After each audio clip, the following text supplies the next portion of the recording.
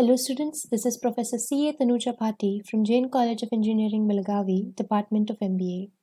Today, we will be seeing revision lecture on Module 3 of subject Indirect Taxation, that is time and value of supply.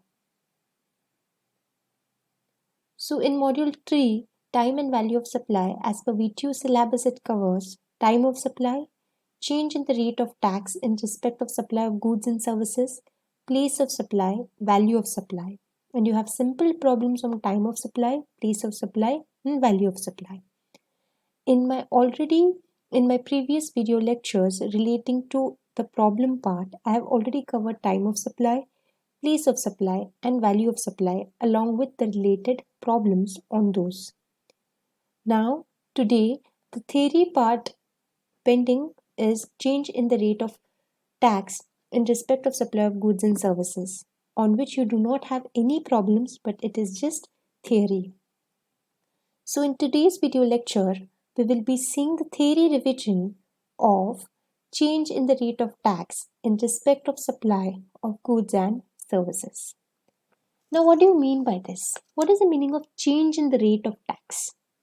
We already know what is the meaning of supply of goods and services. What is the meaning of this change in the rate of tax? For example, there is a product A on which government had levied a GST rate of 18%. So if there is a supply of product A, the GST levied would be 18%. But on 8th August, the government revised the rate and changed the rate on the product A from 18% to 12%. So yes, there is a change in the rate of tax from 18% to 12% from 8th August 2020. So this is the meaning of change in the rate of tax in respect of supply of goods and services. So let us understand the provisions that when there is a change in rate of tax, what happens? Change in the rate of tax in respect of supply of goods and services is covered under section 14. When there is a change in the effective rate of tax, we have to first identify what is the date of change in the rate of tax. So in my example, on 8th August, there was a change in the rate of tax for product A. So the date of change in the rate of tax from 18% to 12% is 8th August. The date of supply of goods or services. Now whether the product A has been supplied by the supplier before 8th August or after 8th August. That is the date of supply you have to identify. The date of issue of invoice, like in respect of the supply of that particular product on which the rate has been changed by the government. So what is the date of issue and date of receipt of payment? When have you received the payment? So whenever there is a change in the effective rate of tax on any goods or any services that is notified by the government, you need to keep these 4 dates in mind. So that is the date of change in the rate of tax, date of supply of goods or services, date of issue of invoice, and date of receipt of payment. Now what is the need for this? The need for this is we need to know the time of supply. The time of supply is determined according to the combination of these dates, because when there is a change in the rate of tax, what has to be taken as the time of supply? So first of all, if the supply is, we have taken the headings as supply, issue of invoice, receipt of payment, and on that basis what will be the time of supply. Now, if the supply is made before the change in the rate of tax, like in my example, suppose you're supplying those goods and services before 8th August, means on 8th August the rate was changed. Like after, up to 8th August the rate was 18%, after 8th August the rate was 12%. I'm continuing with the example. So suppose if the supply was made before the change in the rate of tax, that is before 8th August if the supply was made, we have 3 cases. And if the invoice was issued before the change in the rate of tax and the receipt of payment was received after, means it was received after 8th August.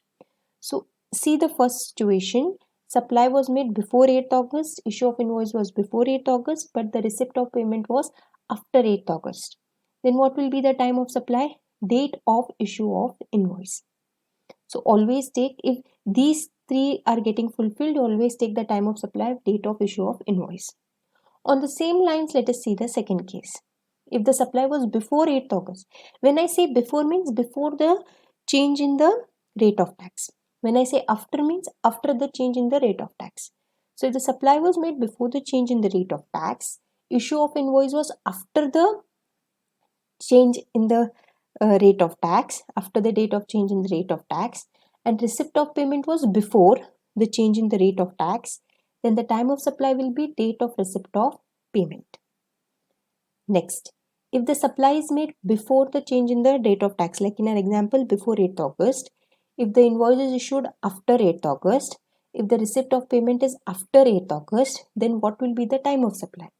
It will be the date of issue of invoice or the receipt of payment, whichever is earlier.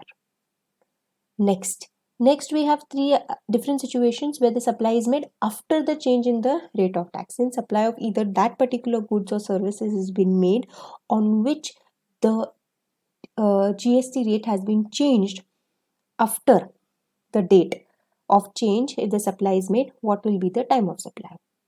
Now, if the supply is made after the change in the rate of tax, like suppose in our continuing with the example, if the supply is made after 8th August and the invoice is issued after 8th August, but the receipt of payment is already received before 8th August, then the time of supply will be date of issue of invoice. The next case, suppose if the supply is made after 8th August, issue of invoices before 8th August, receipt of payment is after 8th August, then time of supply will be date of receipt of payment. Similarly, if the supply is made after the change in the rate of tax, issue of invoices before the date of change in the rate of tax, and receipt of payment is before the change in the date of rate of tax, then the time of supply will be date of issue of invoice or date of receipt of payment, whichever is earlier.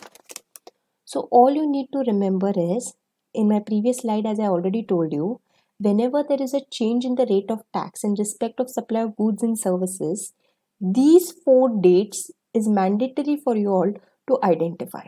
If you identify these 4 dates, based on these 4 dates, you can determine the time of supply in those situations where there is change in the rate of tax on certain goods or services that is announced by the government. So relating to module 3, this was the only theory part. Rest at the time of supply, place of supply and value of supply we have already covered in our video lectures, that is IT problems module 3. So thus we have completed the theory part relating to module 3. So thank you students, we have completed the revision of module 3 relating to the theory part. Thank you so much.